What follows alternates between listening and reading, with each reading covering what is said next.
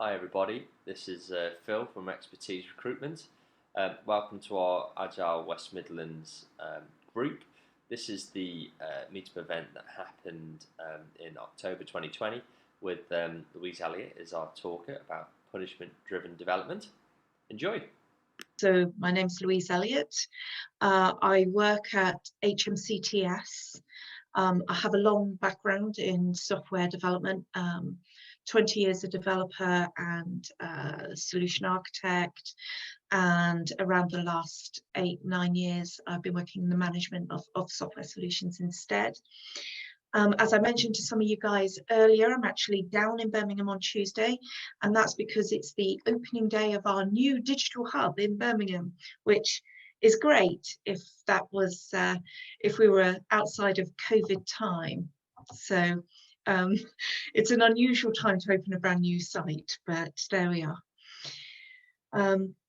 So punishment-driven development, obviously a new development approach and technique, or is it new? I don't know the answer to that yet. So let's move on and see where we're at. So I wanted to call this blame-driven development, but BDD had already been taken. So given that they stole that from me, I've stolen this from them. So here is my example in a BDD style. Given that a team isn't delivering fast enough, when you've told them the delivery date over and over again, then punish them with no bonus and bad performance reviews. I think we can all agree this is a great approach to development.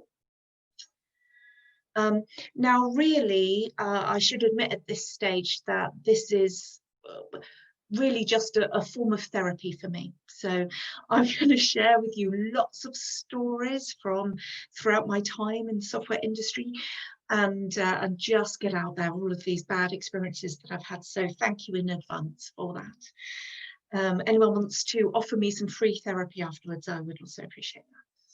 So this question, who's to blame?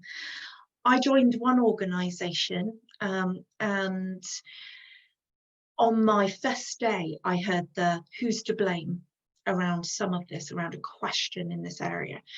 And it was really interesting. When I dug into it a little bit further, it turned out that the CIO from, I don't know, about 4 years before he'd left, but he'd been there for quite a long time before that. And he would always stand behind somebody if there was a live issue and shout at them until it was fixed. It was a very, obviously, as you can understand, motivating approach. Now, this person hadn't worked at the organisation for 4 years, but that whole attitude of who's to blame, where's that at, was still there and really prevalent. I did find it quite easy when, my boss would ask me who's to blame quite often on things. And I would reply to her and say, it doesn't really matter. This is about what we're learning from this. We understand now what not to do in the future. We've improved it in this way. And she would just say, oh, yes, you're absolutely right. Yes, that's fine. So I guess in many ways, I was lucky that she was that easy to move off of the who's to blame. I should also warn you guys, this is quite an interactive session and I can't see the comments. So please feel free to come off mute anytime that you want to and interrupt me with things. So is this something that people find quite common, the who's to blame? Is it something you guys have heard before? If you don't come off mute, I'm just going to sit here. This is part of the punishment, is making you guys do some of the work. Just a pre-agile approach, isn't it? Yeah. The company I work for is definitely trying to establish a no blame culture, and I think they do it reasonably well, and using the retrospectives and the, having the idea behind retrospectives always clear in people's heads, and I think that's a great start. But I think it's an easy thing for people who aren't directly involved in the team to fall into this trap. Yeah, I think definitely. I'd be interested in hearing later, Naomi, as well, about how you're trying to bring in that no blame piece. Because I think that's actually quite tough to do, to change from one to another. Has anyone else got anything? I suppose it's one of the contracts you kind of agree with your team when you start Agile, isn't it? So no one's to blame. We did the best we could at the time. And you do spend a few months going, don't worry, no one's to blame. And everyone points at each other. So it becomes a joke for a while, and then it kind of like erodes away. And as long as you keep that mantra going that no one is to blame and we have to dig a bit deeper, and then we just learn from it and we share, maybe with those who we deem to actually be to blame, but we don't actually blame them. Then, I mean, I have seen Agile environments which still have a blame culture in there, but you're absolutely right. It's one of the things you try and remove and work on. I think one of those things is it depends how far up the management structure Agile goes. You know? So sometimes you find some of the top echelon are left there, and they're just seething because they still want command and control. Absolutely. Okay, so we have an experiment for those of you who can, on any device. If you want to have a double vote, you can always do it on more than one device. Please do go to www.menti.com and enter the number which is on this screen. So I'm going to wait a little while on this screen. It's 4458 280.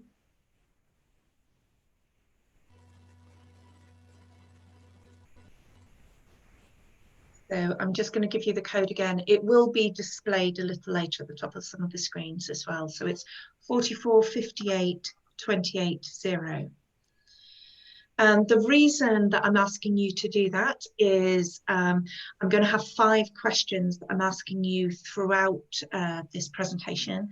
I'm not going to share with you until the end why I'm asking these questions.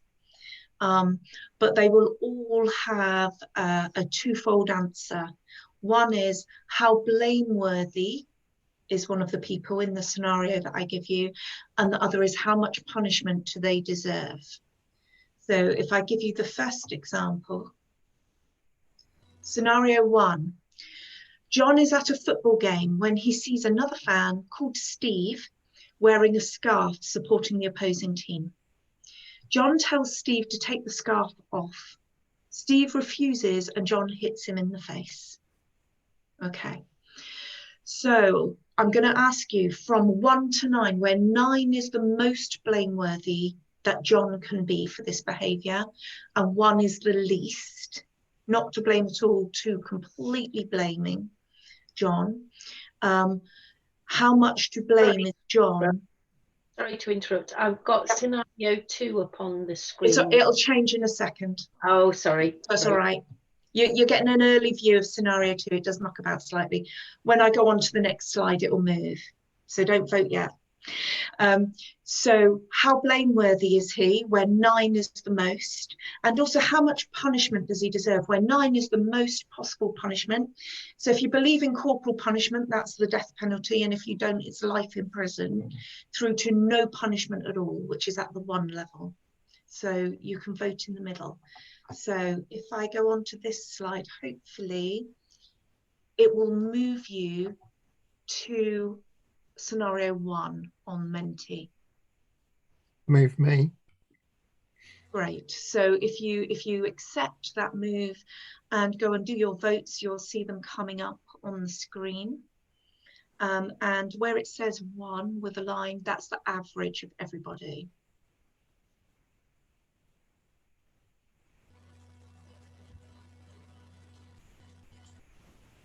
Okay, and I shall carry on talking whilst the votes are coming in. So the small dots on the screen are each vote, and that 1, as I say, is the average that's sitting in the middle. So we can see there's some interesting results here. So how blameworthy, most people think that John is to blame for this behaviour. You know, we're up in that top half with most of these, although there's a couple that don't think that he's much to blame. Now, there is one person who thinks he's completely to blame and deserves the death penalty, or almost the death penalty, which is perhaps slightly harsh. And we can see along the top level there's lots of people who think he's very much to blame, but there's a lot of different views as to how much punishment, from just a bit to really quite a lot. And then there's a number of people sitting in the middle there. We can see the average has come out to be blameworthy, yes, maybe at about a 7, and the punishment middling. So maybe that's 8 years in prison as a sort of average piece there. So I wouldn't want you guys to think that you're on your own and I make only you come in and answer these questions. So for each of these sets of questions, I will share with you the results from my Facebook friends. Now, I don't pretend that my Facebook friends are normal in any way at all. So apologies for that in advance. But actually we can see, if I flick backwards and forwards between these, not dissimilar with my Facebook friends, which means probably you guys are a little bit like my Facebook friends, which may or may not be a good thing. We see a roughly linear line between people who think very little punishment, very little blame, all the way through to quite a lot of punishment and quite a lot of blame. But then we have a big chunk of people who are sitting in there actually quite blameworthy, but not that much punishment. Okay, so moving to the next piece of therapy for me. I went to an Agile conference. It was actually one in Prague. And as part of it, we were having some breakout sessions. And the subject that we were talking about was, how do you deal with remuneration and particularly bonuses in an Agile environment? And there was a product owner in our group who told me about this bonus scheme, which I have to say filled me full of horror, but which he thought was great. So I shall describe this to you. What he did was he had a bonus pot, and he would look at the number of incidents that came in live. And if an incident came in live on some of the new features that had gone in, he would reduce the pot allocated to the developer who'd been involved in that, and also any tester that had been involved in that. So if you like, everyone started with a big full pot, and they just had that reduced over time with any incidents that happened in live. Okay, so that made me really uncomfortable. So I've invented a pretend team here. So I've got Albert up in the left-hand corner. He is a new graduate, recently joined the team, hasn't worked anywhere before. We have Betty in the bottom left-hand corner. She is actually pretty good. She's a mid-level developer, but right now she's got something major going on in her private life and is a bit distracted. We then have Charlie, who is, he's actually a really good developer, but he's a bit lazy. So he'll do the least that he can get away with. And we also have Debbie, who is amazing. She's great. She works, she helps everyone else out with the work that they're doing. She writes really high quality code. She loves her job. So I would just want to sort of talk through what impact this bonus scheme might have on those people. So let's start off with Albert. So anyone got any thoughts? New graduate, first job, what impact this bonus scheme might have on him?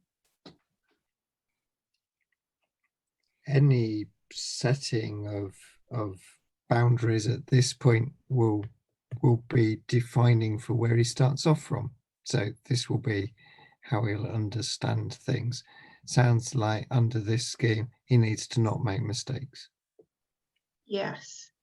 So what's behaviour? How is it likely to change his behaviour? Probably make him timid and reticent. Yeah, he's going to be worried probably enough about making mistakes, you know, in his normal day, just running experiments to work out how things happen. And that's a good way for him to find out how things work, but actually he'll be pushed away from that because if he makes mistakes, his bonus will get destroyed. So he's probably going to be really worried about making any changes at all. Yeah. And surely the retrospective should show this up and say we're not testing enough chaps and we're not meeting our acceptance criteria.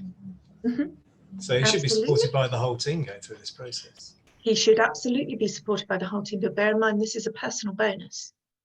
Can I say that it may be down to the consequences of any mistakes that the teams make? Now, if they're launching builds into production, and that has a consequence on the firm's stakeholders, customers, employees, and those are quite serious, then there needs to be a lot of, the team need to understand that precision and rigor are very, very important here. So as a new graduate, the rest of the team need to make the context of what they're doing very clear to Albert. Absolutely. And that, as you say, is about support of Albert in this. Whether or not he feels supported, whether or not this bonus scheme is going to increase the quality in life in and of itself. The bonus scheme is only one aspect of the support here. Ultimately, the team are delivering value and everything needs to be coordinated or orientated towards that. Now, whatever approach they've taken, it needs to support that, and everybody needs to understand that the consequences of those errors and what they are. If they aren't particularly important, then that's fair enough. But if they are, but also bear in mind this bonus scheme. Understand that. This bonus scheme means the quality of this work only affects his bonus and the bonus of anybody who tested this area. So none of the rest of them have their bonus affected by whether or not. So the best way of getting a maximum bonus will be to put nothing in live. Absolutely, we'll get there. Don't you worry, Graham, I'll come back to you. So let's have a little look at Betty. So Betty is, she's actually pretty good at what she does. She enjoys her work, but she has some really serious stuff happening outside of work at the minute. She's quite distracted. So what effect is this bonus scheme going to have on the quality of Betty's deliverables? You can imagine that having this sort of pressure from outside and these distractions is going to cause her accuracy to go down and the quality of her work perhaps to deteriorate. And if those aren't picked up, you know, when these things are deployed, then that could cause more issues to be found in live. So, and because it affects her as an individual and directly affects her as an individual, she'll probably feel that she's not supported at all and will probably be on the way to walking. And extra stress on top of personal stress already there, absolutely. And I don't think it makes any difference to the actual quality of her deliverables because of what's going on. It's not that isn't an area that she can concentrate more on to improve the quality. It's not a choice that she's making. Okay, so let's go on to Charlie. So Charlie will do the least he can do. So he's lazy, tries not to do too much. So what do we think this is going to do to him? Sounds good for Charlie. Sounds good for Charlie, exactly, Graham. I was expecting to come back. It's a great bonus scheme for Charlie. So normally we start off with, oh, well, Charlie will work harder because he wants to have better quality instead of really low quality that he often has. But actually, absolutely, as Graham said, if Charlie's clever, he works out that actually the best thing to do is deliver nothing at all. And then my bonus isn't reduced, I get the full pot. So, and then we have, last but not least, Debbie. So Debbie, really good, does lots of mentoring of the rest of the team, works with them, helps them build their skills, delivers great quality code, delivers quickly. What's this bonus scheme going to do for her? Nothing, effectively. The best case is nothing, because she's already where the product owner would like her to be. The worst case is she stops helping the others, which I don't think she would do, because I don't think that's who Debbie is, but she could. And also that she just gets really offended by the bonus scheme and potentially goes off somewhere else. So really, this bonus scheme only works to increase the quality if the people working within the team are both lazy and stupid, that they don't realise not to increase, not to just deliver nothing, and then that will increase their bonus.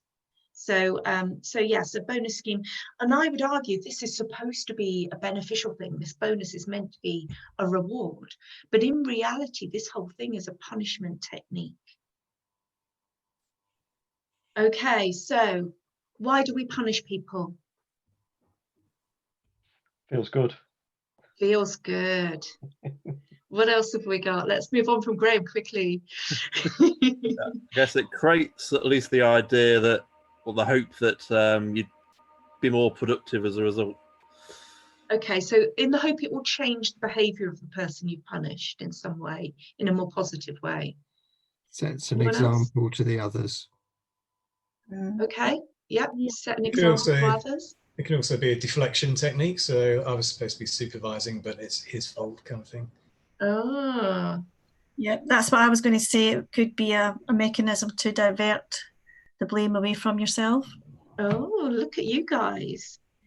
Okay, so Ego anyone trip. else? Use Sorry, all the James. time. It could be an ego trip for some people. Yes, I think that comes from Graham's Feel Good, doesn't it? It's so the literature says that there are 4 reasons. To stop other people doing the same thing. So we had that one. So that person won't do it again. For retribution, which I think is the feel good piece. You know, I'm in the right, they're in the wrong. I've got retribution on them for it.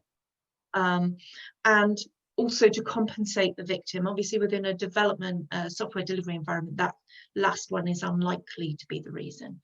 But those first 3 are what the literature say are the standard things. And I would argue that if what that person has done is made a mistake, then neither of those first 2 make sense. You didn't deliberately do it, so you don't need to be put off from doing the same thing again. You didn't intend to do it the first time. Nobody else intends to do it, so putting other people off from doing the same thing, again, the intention piece there is different.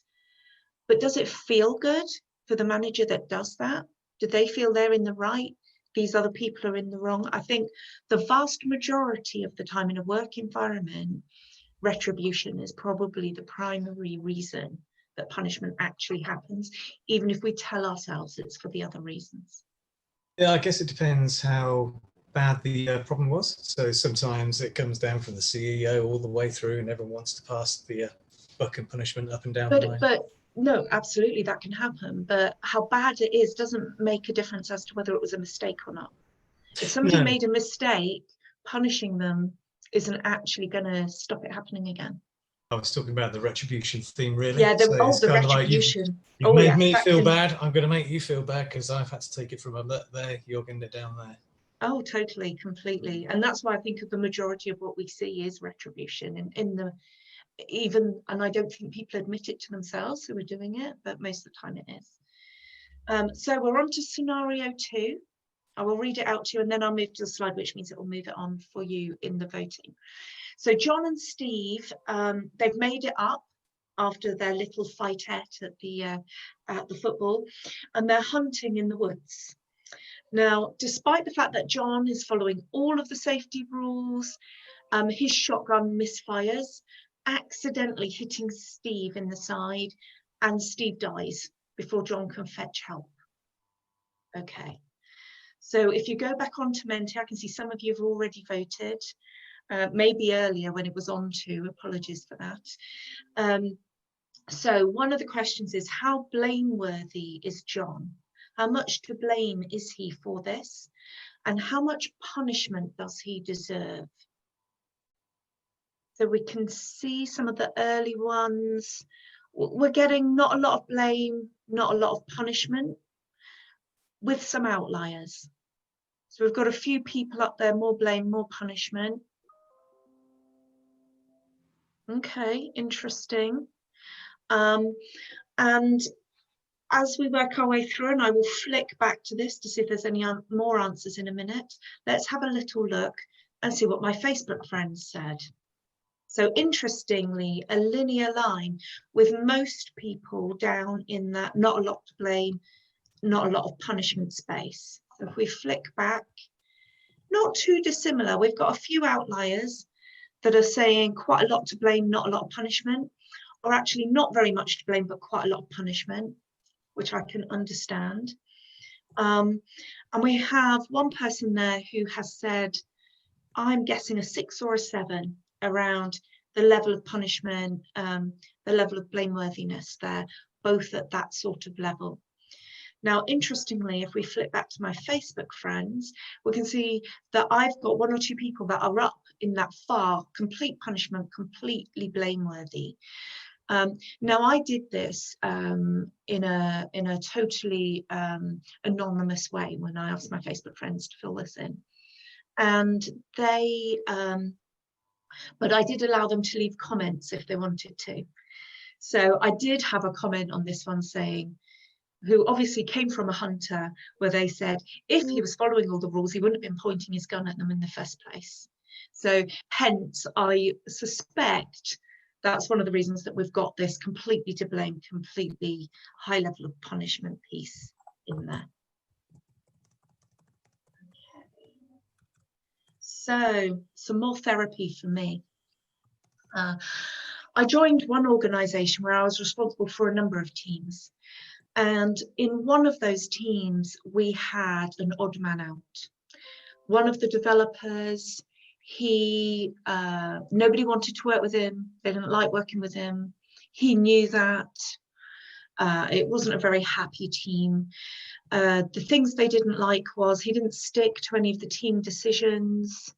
He would ask really basic questions and just keep asking them. Until the team just sort of shut him down and stopped that from happening. He wasn't very fast when they were talking about things. Nobody wanted to pair program with him. Just wasn't, nobody liked working with him. And I asked them to do 2 things for me as a trial.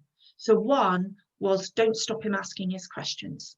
If he's asking questions in a meeting, you're all together, let him get to the end of all of the questions that he's got. And the second one was, if you have a team decision that you make, just bob it out in an email afterwards, a quick 1 sentence, we agreed on this. And what we found was twofold. Firstly, around 1/3 of the time, he found fundamental issues with the way in which the team was thinking of solving something by being allowed to ask his questions.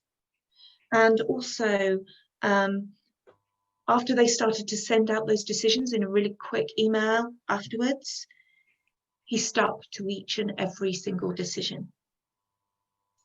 And the reason that I asked them to do those things was because I wondered whether he was a neurodiverse member of the team.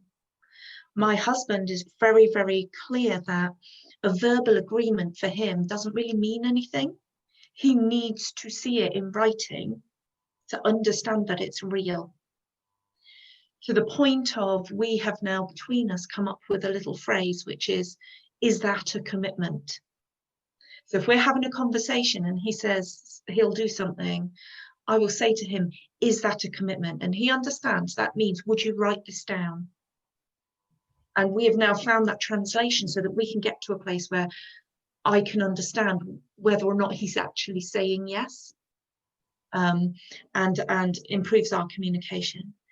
Now, this worked really well for this team. Just by doing those 2 things, he really started to be much more valued as a team member. Now, I can't promise, I can't pretend that it was all wonderful after that. There were still difficulties. But they really started to understand that he brought something different to that team. that the rest of them weren't bringing, and started to value that aspect of what he brought. Okay, scenario 3. So Steve has recovered from his death for this scenario.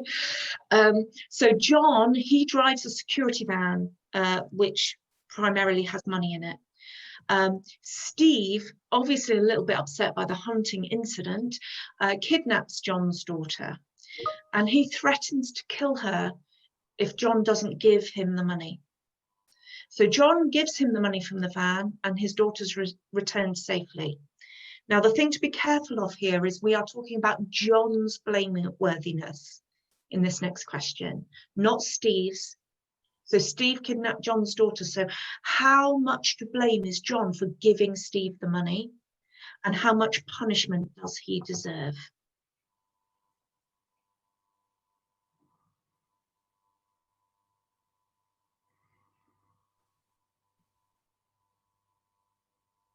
Okay, so we're seeing some quite low levels of blame and punishment. Some are middling. Okay. So all of the punishment so far is on the left-hand side. So at the most, we're in a middling place for punishment. Oh, one person thinking not much to blame, but needs punishing a lot. Perhaps again to set that example for other people. Okay. So, but generally we're on the left-hand side, although we are varying a bit as to the level of blameworthiness that we're putting on John. If we look and compare this to my Facebook friends, we see a slightly different scenario. So we still see that gathering down in that bottom left-hand corner of not a lot to blame, not too much punishment. You can see some of my friends are really harsh, and they're right up there, completely to blame. Life imprisonment or the death penalty for him. If we bob back over here to see where you guys are at, we can see you're perhaps slightly more forgiving as a whole than my Facebook friends are. Okay, so the next experience. So I had one developer at one point who I was working in the finance industry at the time, and he went on to the live environment by mistake. And he put through the request to change from one mortgage product to another mortgage product in the live environment for one of our actual customers. He realized he'd done it straight away. And it was a small organization, and operations were just sat one floor up from where we were. He made a very loud noise, told people what he'd done, and a few of us ran upstairs to get operations to stop the IT operations, to stop this request for this to happen, to actually going out to the business operations people who would do it. And that was stopped, so there was never an impact on the customer. The record was purged, everything turned out fine. Nobody ever had an impact on it. And what he did was he wrote himself a note that he stuck on his monitor that said, "Don't go on live." It was a very helpful note. We shared with him all the stories of all the terrible things we'd ever done in our careers, which had far more impact than the thing that he had just done. But he couldn't forgive himself. He kept that self-flagellation, that sort of reminding people that he'd done it. And it was a very difficult situation for a while for him.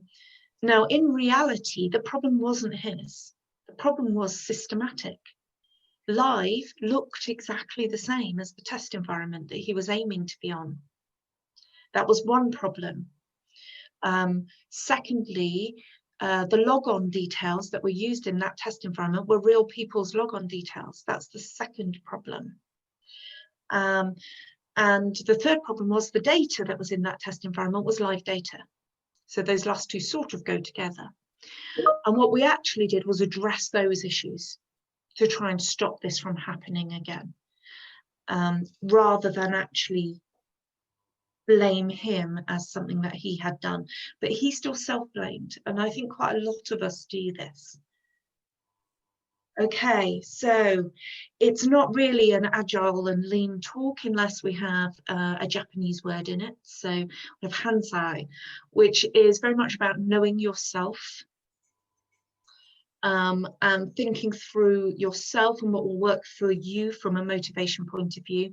I am quite sure that sticking a post-it note saying don't go on live probably made no difference, but to him maybe it did. Maybe he felt he needed to do that little bit of self-punishment to feel better about himself and move on. I don't think it's quite what I would have suggested for him. Okay. Yes, but man, we're getting into the real therapy period area here. So I worked in one organization. I was actually a contractor there. And I was working primarily with the Java team. And we were doing some changes, and we needed to take things out on a pretty regular basis. However, they still had mainframe as part of their estate. And yes, but man ran one of the mainframe teams. And there were occasionally the odd very small change that we needed to the mainframe in order to take our functionality live. And whenever I spoke to him about doing that change, he was always, yes, absolutely, we can do that. We can do that in that time scale. It's not a problem. Yes, absolutely, yes. And then I would go to him a week or two before, if this was a long range change that we had in plan, and he'd go, yeah, it's absolutely fine. We're on track. It's not a problem. And then I'd go to him at the actual time and he would say, no, of course we didn't do that. Something far more important came up. And this was a repeated pattern. Yes, yes, yes, no. And to the point that in my first few months at the organisation, he took nothing live at all for us, despite saying yes to everything. And I tried all my usual tricks. So, you know, I tried befriending him. Didn't really do anything. I tried befriending his team as they're trying to get around it a little bit. Didn't really do anything. I went to the nuclear option, which, as we all know, is Marks and Spencer chocolate biscuit bribe. And I took them in, Marks and Spencer's chocolate biscuits. They happily ate them, but it made no difference at all to me actually getting any of this stuff done. And I ran through a number of different trials and just trying to get to a place where this would work. And in the end, what I did was effectively, I didn't actually say these words, but effectively I said to him, you're so amazing. I'm so stupid. I should have asked you before. Now, bear in mind, I will have asked him before. I should have asked you before. I really need your help. Can you help me out? I'm a bit ditzy. You know, will you help me out? And he would smile at me in a super smug way and do it. Now, was this the most emotionally intelligent approach to the problem? No, I'm sure it wasn't. However, it did work. And I did achieve what I needed to achieve. And being a contractor there, being someone who wasn't going to be there long term, this worked for me. If I was somebody who was going to be there long term, I think I would have wanted to have solved this in a more constructive way. But all the time that I'm sitting there going, you're so amazing, I'm so stupid, in my head, I'm just thinking, you sad, sad man. You know, but for me, it was about finding that thing that worked and moved it through. Okay, so on to scenario 4. So you were feeling sorry for John after the last one when his daughter was kidnapped. You probably won't after this one.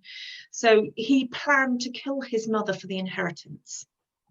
So he dragged her to the bed, lit her oxygen mask with his cigarette, hoping to make it all look like an accident. His mother's clothes caught fire and she burnt to death. So the question here is, how blameworthy is John and how much punishment does he deserve?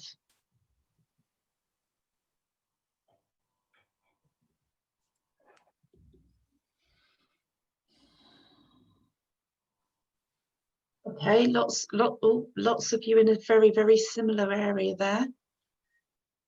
Slight variances on level of, Very much to blame, but deserves no punishment. That's interesting. And we have one person who's saying halfway to blame and deserves quite a lot of punishment, but not complete. Most other people are right up in that right-hand corner at the top, basically saying, do you know what? He's very much to blame and he deserves a high level of punishment. We do have a few outliers there. If we look at what my Facebook friends did, you'll see we're pretty similar.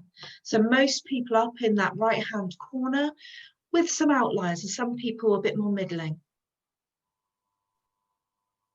Okay, angry man. We're getting into real therapy territory here. So I joined one organisation, and in my very first week, this happened to me. I was sat in a meeting. So bear in mind, I didn't know the other people in the meeting, even the people who worked for me. So I'd met them a few times, but I didn't know them very well. There were around 10 of us in that meeting. Most of them were people from my team. And we had 2 people in there who were from a different area. So we had Angry Man and we had Angry Man's boss, who had been at the organisation for 1 week longer than I had. So was also very new.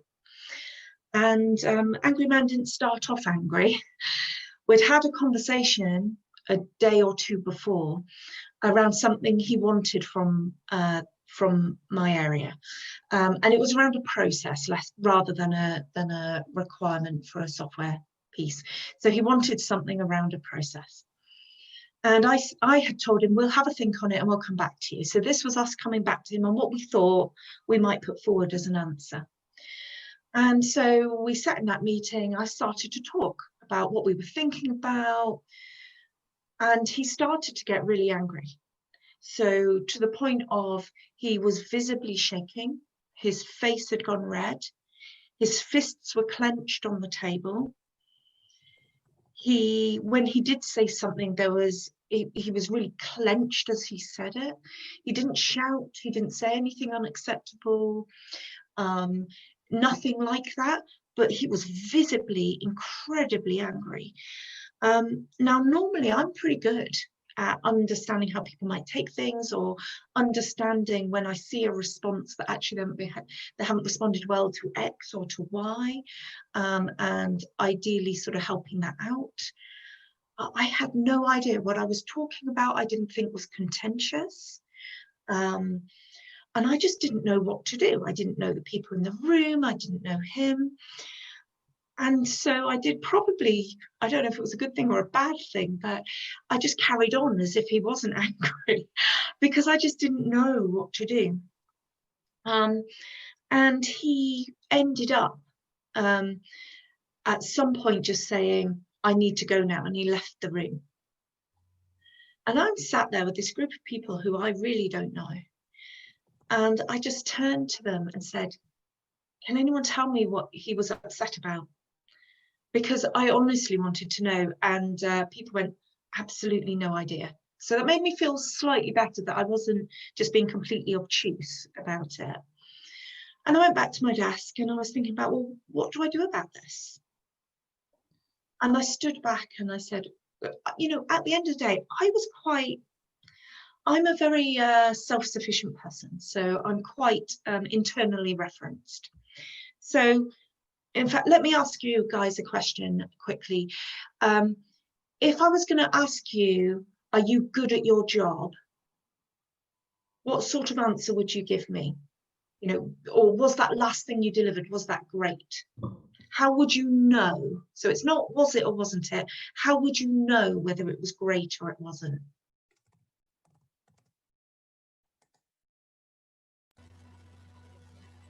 You need feedback. Okay, thank you, Naomi. So feedback from somebody, or maybe metrics or something like that that lets you know. Anyone else got an answer? Depends on the results. How you Sorry, Michelle. Previous work. Sorry, I'll come to you in a second, Chris. Sorry, Michelle. It depends on the result of what you were gaining, what you were looking to gain. Really. So that almost metric piece of, you know, you knew what you were aiming for and did it do that? Thank you. And sorry, I've forgotten the name of the other person who came up, who I said I'd come back to. It's okay. Effectively, Sorry, Chris. it's okay. What Michelle said, but yeah, you reflect what was I supposed to get out of it. How do I think it went? Good result, bad result. Yeah. Okay. So has anyone got any answer here that is nothing to do with feedback at all? Yeah, I think you could look at yourself and say, did I put the effort in? Am I happy with what I did, rather than the results? The results are not necessarily related to how much effort you put in. So Graham, you are very internally referenced. This is about how you see what you did, as am I. Mhm. If someone said to me, how do you know if you did a good job? I'm kind of like, well, I just know. I know if I did or I didn't. And people who talk about feedback, that's externally referenced. So you want some metrics, or maybe people are telling you that was a great job. That's an externally referenced person. And obviously it's a whole spectrum from one to the other. So very few people are on the extreme ends of those. So I'm pretty internally referenced. My husband's very externally referenced. So apparently I'm supposed to give him compliments or something, I don't know. Anyway, he lets me know when it's time to give him a compliment. It works quite well.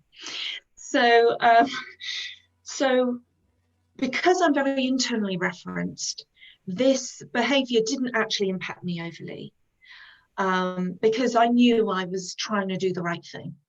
But if somebody was quite externally referenced, this could have been really upsetting. And I was kind of upset on behalf of people who might get that behavior at them and be unhappy about that.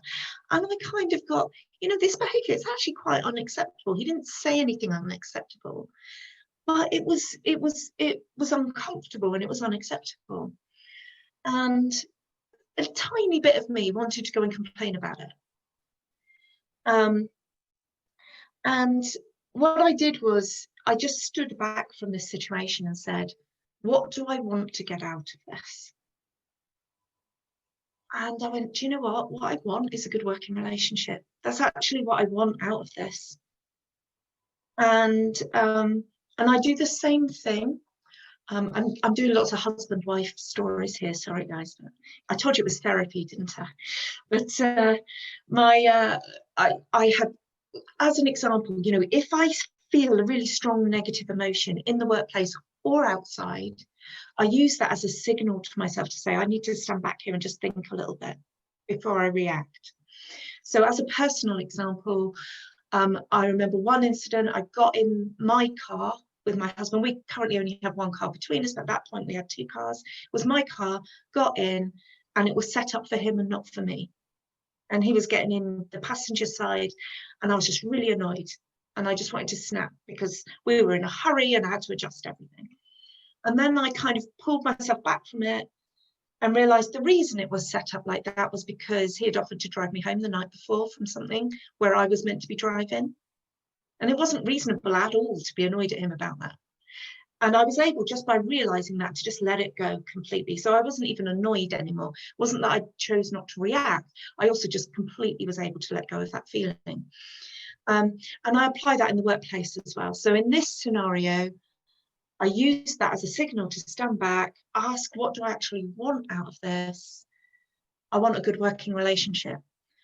I didn't know why he had reacted that way. My best guess was it was something outside of work, because there wasn't anything obvious in what I was talking about. Now, I could have gone up to him and said to him, look, I don't really like your behavior. Is there something outside, why did you behave that way? And try and make him justify himself. But that feels like a punishment piece. That's about me getting retribution on him for giving me that negative feeling. And what I actually did was go up to him and say, I left it to the afternoon. This meeting was at like 9 in the morning. So I left it to the afternoon. And I went up to him and I said, look, I actually have no idea what I did this morning that upset you, but whatever it was, I'm really sorry. And he just said, thank you. And that was it. So it was really unsatisfying for me because I never got to find out why it had happened. But it worked. We had a good working relationship after that. It never happened again. I strongly suspect it was something external. And whilst maybe he should have handled that differently, we ended up in a place that was beneficial for both of us. So this is where I've got the second look at that. This must be an amazing Agile and Lean talk if it's got 2 Japanese words in it. So we're most of us used to the idea of Kaizen and that continuous improvement type approach to things. This is what I think of as personal Kaizen, that willingness to take my emotions out of the importance in this scenario, my willingness to really look at, how do I improve this situation? How do I get to where I actually want it to be? How do I enable this to move on in the most positive and value-laden way that it can? Okay, this is the last scenario, I promise.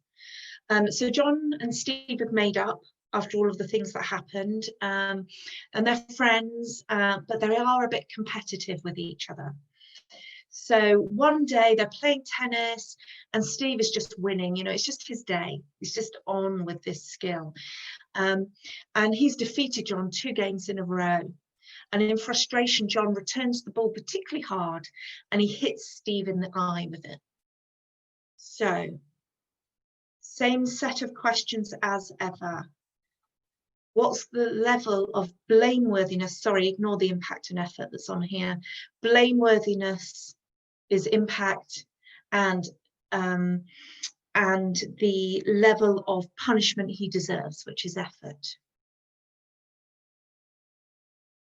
So we're thinking at the minute, not very blameworthy, not a lot of punishment, or somewhat blameworthy actually, but not a lot of punishment.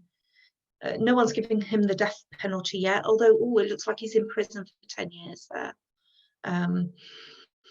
Okay, so we're kind of we're averaged around that sort of reasonably to blame, maybe a 4-ish in blame, maybe a 3.5 on average, but not too much punishment is around where we're averaging. And if we have a little look at my Facebook friends results, you can see they were a little more varied. So we also had somebody that wanted him to go to prison for quite a long time, but also thought he was incredibly blameworthy for doing that. So I'm assuming this was a big tennis fan. But most of us are in that left-hand side of the punishment, not too high, but I've got a different view level as to blameworthiness. Now, why have I been asking you these random questions about poor John and Steve? There was a study undertaken in 2015 which looked at punishment and blameworthiness, and I've stolen these questions from them. They obviously had far more questions than I've asked you guys, but these are examples of some of the questions that they had. And what they were trying to look at was the dorsolateral prefrontal cortex. That's spelled out for you guys there in case my pronunciation was difficult. I certainly found it difficult. And they were looking at that area of the brain and its impact on our willingness to punish, how much we want to punish somebody. And what they did was they put a helmet on people, and sometimes there was an electromagnetic force going through affecting just that prefrontal cortex area, and other times there wasn't. So the person with the helmet on didn't know when it was on and when it wasn't. And they asked them questions like that. How much to blame is this person, and how much punishment do they deserve, from 1 to 9? And what they found was people varied. So we saw quite a lot of variance in your responses. So people varied as to both of those aspects. But within an individual person, there was a reasonable amount of logic and You know, things they thought weren't that punishable stayed not that punishable. Things they thought should be punished much harder stayed in that rough area, even with different examples and scenarios. And the same with blameworthiness, how much to blame. So an individual was reasonably consistent with how much to blame they thought people were for certain sorts of things, even though it varies a lot between different people. And what they found as well was that blameworthiness didn't change when we're turning on and off this particular part. So the level that they thought this person was to blame for what had happened was consistent, whether or not this area was being dulled down with the electromagnetism. However, the amount that they wanted to punish that person was lower when this part of the brain was being reduced in activity using the helmet, and it was higher when it wasn't. And that was consistent. It was statistically significant, quite extremely statistically significant across the study. And so this dorsolateral prefrontal cortex plays a huge amount of, has a large impact. How active that area is has a large impact on how much we want to punish people, not how much we think they're to blame, but how much we want to punish. Now, what that says to me is a few things. One is this piece of equipment should be installed in offices across the land, although now it's going to have to be installed in homes across the land, given the virtual nature of everything that we're doing. And also that if this is just a function of how active that part of our brain is, how much we immediately want to punish, it's an emotional type response. We can choose to have some personal Kaizen around this and choose to step back and choose to ask ourselves, what would punishing them actually achieve in this situation? The answer is probably not a lot. I can't think of an example where within a software delivery environment where punishment is the right answer. You guys might give me an example at the end. So I want to have a little look here at the punishment-driven development manifesto. So this is all about finding out who's to blame over working collaboratively. You might understand I've stolen this approach from somewhere. Retribution over encouraging innovation. Punishing mistakes over avoiding future mistakes, and also venting your emotions over achieving your goals. And I would like to bring up an alternative manifesto, and that's the people-driven development manifesto. Respecting people over controlling people, celebrating mistakes over punishing mistakes, putting yourself in their place over putting others in their place, changing your behaviour over changing their behaviour. And that is the people-driven development. So PDD is not punishment-driven development anymore. It's now people-driven development. And that is everything. Thank you. So I don't know if anyone's got any questions. Do I need to come off and look at the chat for questions? What do we want to do?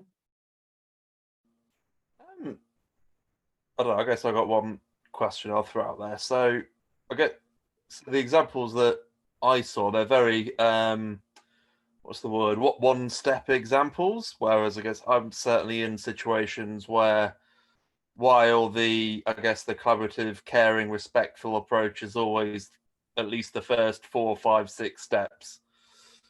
Where's the view on where is punishment valid? So certainly for me, once you start exhausting those steps.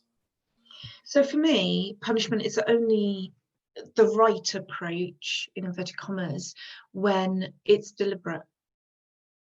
So if you've deliberately got somebody who, I don't know, somebody goes on and steals data from the organization and sells it to somebody, in that scenario, the appropriate punishment is they lose their job and may be prosecuted for doing it. So where there's a deliberate behaviour, a deliberate destructive behaviour, then I think punishment is the right answer.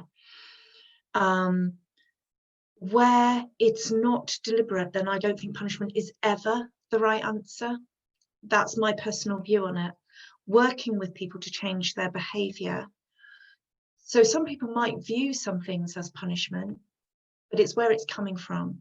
I had one person I worked with who had joined us as a developer, but just didn't, as a junior developer, but didn't have a brain that thought in that logical way that you need to have. And we did lots of work with him to try and bring him to where he needed to be.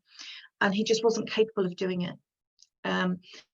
And in the long run, the end situation of that was he did lose his job, but that wasn't punishment for him. That was us getting to the end of all of the possible things that we could do to try and move this situation on and through. So I don't know, Craig, if you've got a thought of where punishment is due. Yeah, so I think it depends on how you're defining punishment. I thought that's the challenge. So I guess certainly for me, it's I guess more negative reinforcement, as well as I guess the difference between that and punishment. So one of my examples for the moment is when the development team gets almost taken advantage of by the business, and the question of at what point you need to send negative reinforcement back, so at least the costs of the decisions are visible and that sort of stuff. So I guess I guess the word. Yeah, I guess I wouldn't view that as punishment, and that's probably why we maybe are at slightly cross purposes as to whether or not punishment is deserved. So there are times when you need to be really clear about and that business example, I actually was speaking to somebody in my organisation about this earlier today. You know, about what can be done, what can't be done, why, making it visible what the impact of things are, and sometimes just saying no, it's the wrong thing to do and we're not going to do it. But that isn't a punishment piece. As an example, I worked in one organisation where the product people were not responsible for the live environment, which to me is just astounding. They were effectively requesters of new functionality, but the team was supposed to do whatever the product person asked them to do. So we had major incidents sitting in live, not major, big incidents sitting in live. Unless it was a P1 or a P2, the team wasn't allowed to work on it. And that's one of the things where you need to step in, have that conversation with product and just say, we're not doing that. That's not the way we're going to work. And properly have a conversation. And if that means you just say, look, I don't know, you get 70% of the team's time and 30% is spent on other things, whatever the answer to that is, or, well, actually, we are going to work on incidents that are of this age or whatever the answer to that is, whilst you try and grow the maturity of the agileness of the organisation, then you need to step in and do that. I don't view that as a punishment piece. I don't want to punish them for wanting to get that functionality out. I want to make sure that we're getting that out to a suitable level of quality and with a suitable level of automation. That means we're not going to slow down and stop being able to do any releases at all ever.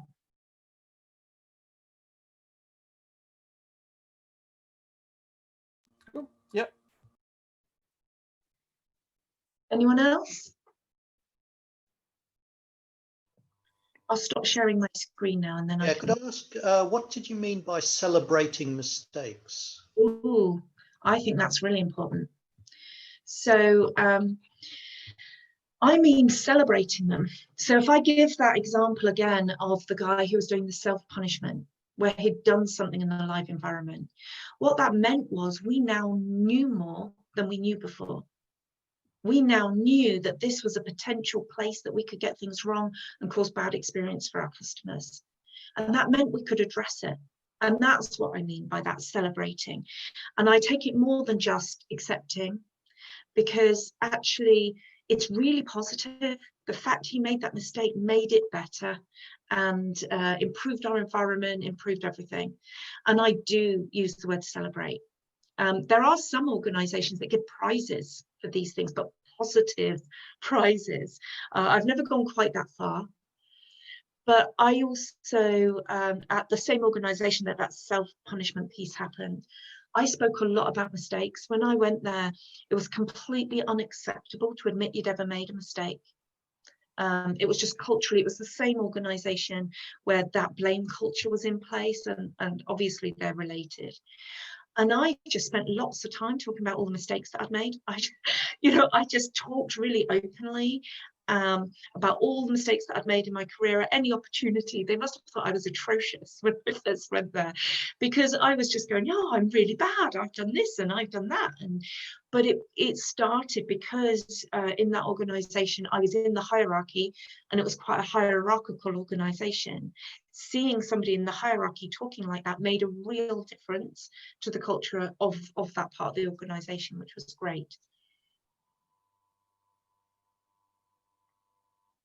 Is there anything else from anybody, or anything anybody wants to share? Can I just highlight when you've said about that, Louise? It's and to be honest, we've done that before within our organisation for the simple fact that otherwise it'll sit with somebody and it makes people feel worse and more inferior, and like you say, it puts an underlying fear of doing something wrong. So again, we've emphasised it before and kind of said, share no matter what it is, what you've done wrong, and we all do stuff wrong, and because otherwise it sits there as like it makes you cringe terribly every time. So yeah, I think it's brilliant. I love the way that you've just named it as like celebrate mistakes almost. Yeah. And also, if we want to experiment, if we want to be in a world where we try things that are non-destructive, they might have a slight negative effect, but they're not. It's not in a medical piece of medical equipment that if it fails, it's hugely catastrophic. If we're in an environment where we can experiment to some extent, then actually you're going to get a lot more innovation where you are expecting mistakes, encouraging. If you're not making mistakes, there's actually a problem here. That I actually see that as almost the opposite of it's actually a really bad trait if people can't name mistakes they've made in the last week. There's that balance, isn't there? So some of the people that I work with are working on software which, if there are mistakes in the released version, could definitely lead to death. So that would be really bad. I'm not saying that they should necessarily be punished for it, but that would be bad. Absolutely. So then it's about designing that in the process. Yes. And making sure it's at the level of quality that is needed before it goes out. Now, don't get me wrong, I am hugely quality oriented, much more so than most people that I meet in the software world, hugely quality oriented, and always was as a developer as well. I remember once, I've been in the software industry like 28 years. I'm 51 for anyone who's trying to work out the maths. I can remember when unit testing, when testing of any sort was viewed as optional, and that it should be a business requirement as to whether you did any testing before you took stuff live or not. It was shocking to me. It was never optional to me. I always tested everything I ever did. But I remember one organisation I was in who, I won't say which one it was, but they sell their data. That's what their product is the data that they gather. And the thing we were writing changed the data. And they wanted me to put it live without testing anything. And in fact, they told me there was no time to test and I was not allowed to write any tests. I was literally told not to do it. The only difference was I didn't check my tests in. That was the only difference it made to what I did. I still delivered on time and it was high quality, because I am not doing that. And, I want awkward people working for me. I am a super awkward person. If ever I'm going for a new job, I tell them at interview that I'm awkward. I will not do it if it's the wrong thing to do. So if you don't want me working for you, do not offer me the job, because that's what you're getting. And I want awkward people working for me. I want them to refuse to do it if it's the wrong thing to do. We can then have a conversation about, is it the right thing? Is it the wrong thing? And one or other of us might change our minds as to whether it's right or wrong. But, you know, I want that awkwardness. So I'm going on to, oh, this is proper therapy tonight. But I can add on